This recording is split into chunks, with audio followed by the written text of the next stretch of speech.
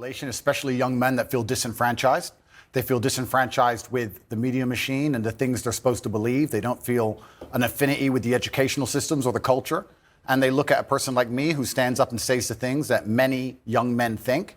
I haven't put a magic spell on the world. The fact that people like what I say means that they agree with me deep inside. They may be afraid to say it themselves, but I am seen as a bastion of free speech and a bastion for masculinity as a whole, because a lot of men are largely forgotten about. Do you think you're a force for good, or are you a force in evolution where perhaps you've done and said stuff you shouldn't have done, and as you get older, perhaps as you get bigger, more followed around the world, you sense a responsibility perhaps you didn't have early on? Well, we all evolve. Every human evolves day by day. You wouldn't be human if you didn't evolve on an hour-by-hour basis. But I do not think I'm a force for good. I absolutely not really know I'm a force for good, because I'm a force for truth. And truth is a good thing. Without truth, we're going to end up in absolute tyranny and slavery, and we're already on our way there. I feel like we're starting to combat it. My cancellation was the beginning of a change in public consciousness. Elon having Twitter is another beginning of the change in public consciousness. And anybody who stands up and speaks what they truly believe, even if it's something I don't personally agree with, I think that truth is absolutely important. And people's personal truths and people's personal opinions, even on differing sides of the same opinion, should be heard. Tell me about your life. You were born to a mixed race couple. Your father was an African-American, a chess player. And your mother, she was from this country. Correct, yeah. So my father was black chess player. He was in the Air Force. He met my mother here in England. And then I was raised initially in the United States. And then I moved to Luton, England when I was younger. So I've moved around a lot. I've lived an eclectic life in many different scenarios. We've moved around. I've done a lot of different things, lived a lot of different experiences. And what I'm thankful for it. nationality are you? I mean, what do you identify as? I consider myself British now, but I will say that part of me, the patriotic Brit inside of me, is devastated by the state of the UK currently, and I want to make that very clear.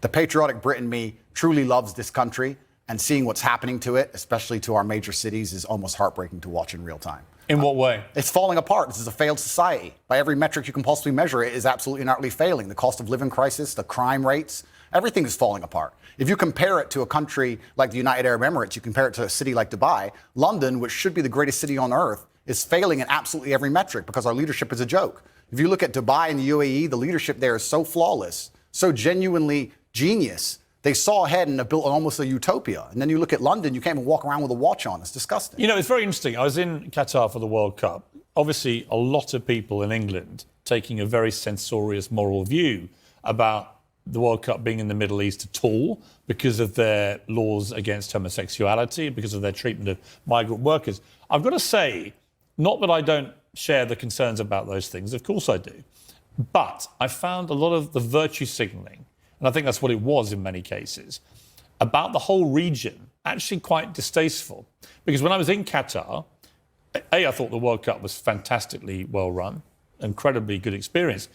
But a lot of Qataris were saying to me, you know, there's this weird, quaint feeling back in your country that we all want to aspire to behave like that we all want to live in a country with massive drug problems, with massive knife crime issues, with scenes like the European Championships final where it's complete lawlessness going on, where stuff like the NHS, the system of healthcare, is basically collapsing, where the education system is dropping behind, so on and so on and so on. And it's a really interesting perspective. They were like, I know you all think that we want to have your form of democracy and your form of life, but actually, we're fine, thanks. Absolutely, because it's a failed society and it's godless. I think it's disgusting. We leave our old people to rot in old people's homes, and then we sit there and say we don't have enough money for nurses. I understand this nurse strike very well and how frustrating it can be if you walk into a hospital and the nurse is not prepared to work. But the nurses would be prepared to work at the current wage if they believed this country was spending its money prudently. When you see this country spending its money and just absolutely wasting it, pulling it out of thin air to fund proxy wars, God knows where that has nothing to do with them, of course, as a nurse, you're going to stand up and say, well, can't I get a pay rise? This country has failed on every metric. And especially our major cities. I've just come to London now. I made it very clear to my private jet pilot. I said, fuel the jet and leave it running. Because the second I'm finished talking to Piers, I'm leaving this cesspit. It's disgusting. This country and London as a whole 10 years ago was one of the most hospitable cities on earth. Now you cannot walk around safely with a watch on.